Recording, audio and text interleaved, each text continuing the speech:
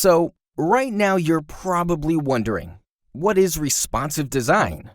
Well, in today's world, the internet is one of the most important forms of media. And the internet is mostly consumed using desktop computers, right? But wait, how about mobile devices, smartphones and tablets? The share of internet usage on these devices is growing every day. In 2011, mobile browsing took a share of about 11%. In 2013, it was near to 25%, and 2014 was the first year mobile exceeded desktop internet usage. So what does all this mean to you? Well, it means that if you don't want to lose any potential clients, then you need a great-looking website, which is also optimized for mobile browsing. Because the problem of many current websites is that the user experience on mobile devices is, well, how do I put it?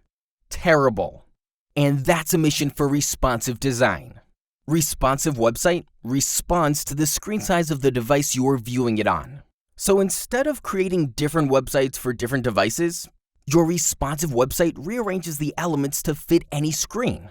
So you'll get more happy visitors, which also leads to more happy customers.